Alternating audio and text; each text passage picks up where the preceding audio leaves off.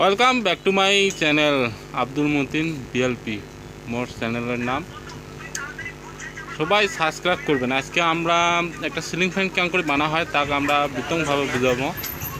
এটা হলো আমার সিলিং ফ্যান, তার তিনটে আছে, কেনতে কানেকশন করা লাগে, কি সমস্যা সব আজকে আমরা শিখবো। এটা দেখতে মোটামুটি সবাই মানে কি হবেন, শিখতে পারবেন। আমরা এটা কলটা বানিয়ে নিলাম, বাইরেটা স্টার্টিং কল, ভিতরেরটা হল রানিং কল। আপনারা দেখতে পাবেন। দেখেন কলের চারটে মাথা আছে, ওটা আমরা সিরিজ করে বানাবো।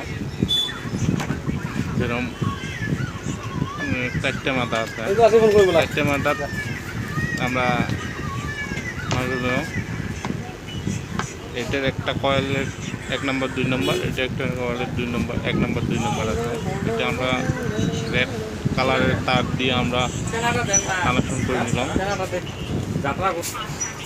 তারপরে আমরা ব্লু কালারের তার, ব্লু বা ব্ল্যাক কালারের তার দিয়ে আমরা কানেকশন করে নেব। তারপরে আমরা 3 নম্বরটা আমরা ইয়েলো কালার বা আদার্স কালার দিয়ে আমরা কানেকশন করে নেব। মানে কানেকশনটা আমরা চিহ্ন করার জন্য আমরা মানে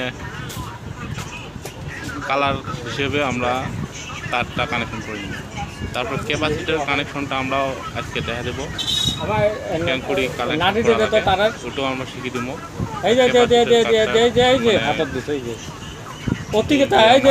কমন ছাড়া ক্যাপাসিটারটা লাগিয়ে দেবো।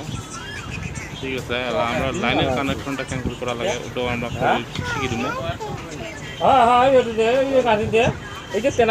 লাইনের কানেকশন আমরা করে দেবো।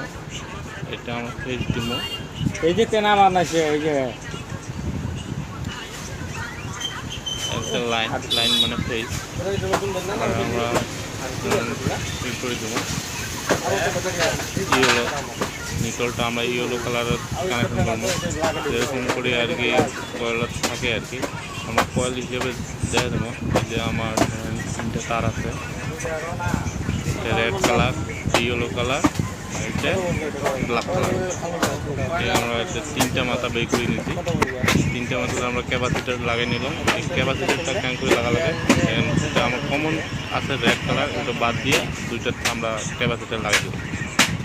ক্যাপাসিটার লাগার পরে আমরা মেইন কানেকশনটা করবো, ওটা দেখা দিলাম।